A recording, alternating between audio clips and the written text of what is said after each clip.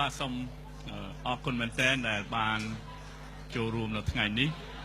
ហើយសូមគោរពដល់លោករដ្ឋមន្ត្រីសមាជិកសភាលោកចៅហ្វាយក្រុងក្រុមប្រឹក្សាអស់លោកស្រីដែលបានចូលរួមនៅថ្ងៃនេះហើយខ្ញុំមានសេចក្តីរីករាយមែនទែនដែលឆ្លៀតនៅក្នុងឱកាសនេះបានថ្លែងនៅសន្ទរកថាខ្លីមួយ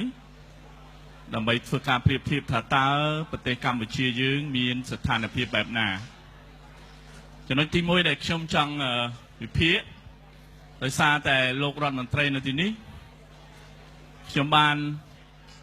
ដឹងថាលោករដ្ឋមន្ត្រី Robin Scott គាត់ជារដ្ឋមន្ត្រីក្រសួងពហុវប្បធម៌ផង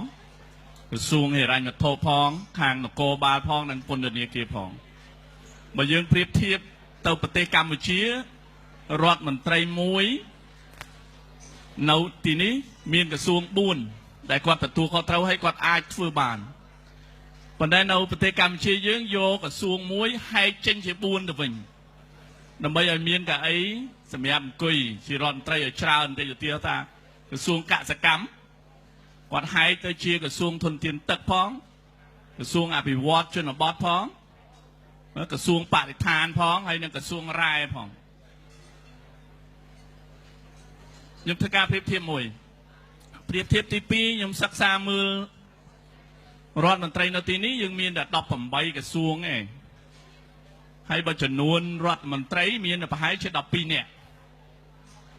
ប៉ុន្តែនៅប្រទេសកម្ពុជាដែលមានប្រជាជន14លាននាក់ធៀបទៅនឹងប្រទេសអូស្ត្រាលីមានរហូតដល់24លាននាក់មាន28ក្រសួងហើយមានគណៈរដ្ឋមន្ត្រីរហូតដល់244នាក់នោះអត់ទាន់គិតអំពីអនុរដ្ឋលេខាធិការឬក៏ទីប្រឹក្សានាយករដ្ឋមន្ត្រីសភាឬក៏ទីប្រឹក្សាក្រសួងនេះបើសិនជាយើងប្រៀបធៀបជិត1000នាក់សំណួរសួរថាតើប្រទេសកម្ពុជានឹងជាប្រទេសអ្នកមានឬក៏ជាប្រទេសអ្នកក្រតាមការសង្កេតរបស់ខ្ញុំឬមួយក៏តាមស្ថិតិប្រទេសកម្ពុជាគ្មានសម័យណាដែលមានអ្នកមានដាច់ដូចសម័យនេះទេហើយក៏គ្មានអ្នកក្រណាដែលក្រច្រើនហើយក្របំផុតដូចសម័យនេះដែរខ្ញុំឧទាហរណ៍ដូចជារបាយការណ៍ធនាគារពិភពលោក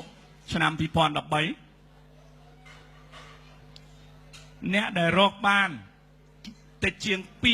$2.25សេនក្នុងមួយថ្ងៃមានរហូតដល់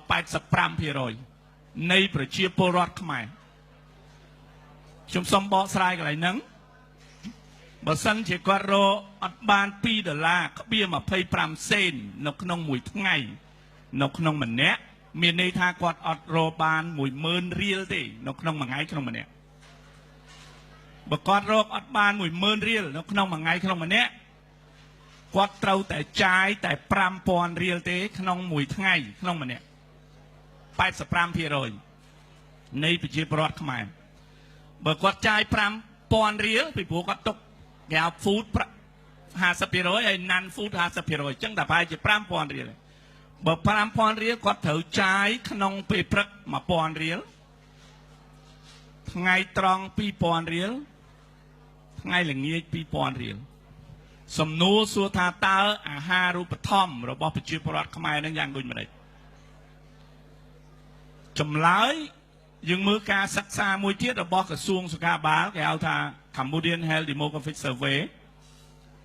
រៀងរាល់5ឆ្នាំម្ដងស្ត្រីខ្មែរដែលមានផ្ទៃពោះ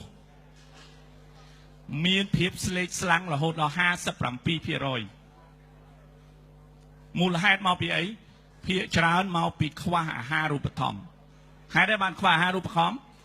គាត់រកអត់បាន10000រៀលនៅក្នុងមួយថ្ងៃនៅក្នុងម្នាក់ចំនួន85%បើយើងមើលទិន្នន័យមួយទៀតស្ត្រីខ្មែរយើងដែលមានអាយុពី15ទៅ49ឆ្នាំមានភាពស្លេកស្លាំងរហូតដល់45%ទិន្នន័យឆ្នាំ2015 ដោយឡែកនៅឆ្នាំ2010មានតែ44%ទេ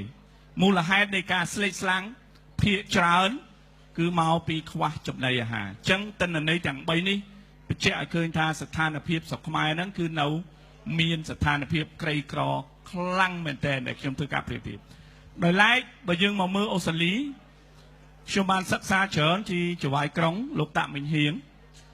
ហើយនឹងចៅហ្វាយក្រុងដាឌីណងនិងចៅហ្វាយក្រុងនៅអាដាលេដ Salisbury លោកស្រី Aldridge ហ្នឹងគឺភាគច្រើនដែលខ្ញុំធ្វើការសិក្សាយើងមានអា social welfare យើងមានអា Centrelink នឹងសម្រាប់គ្របដណ្ដប់អ្នកក្រនៅក្នុងប្រទេសអូស្ត្រាលីចំណែកឯនៅក្នុងប្រទេសកម្ពុជាយើងអត់មានទេកម្មវិធីដូចជា Centrelink ដូចជា social welfare ហ្នឹងគឺភាគច្រើនយើងមានតែ National Social Security Fund សម្រាប់តែ Civil Servant សម្រាប់តែ Veteran សម្រាប់តែ Formal Worker ទេមានតែ3ហ្នឹងទេអញ្ចឹងយើងឃើញថាមានការខុសគ្នាហើយបើ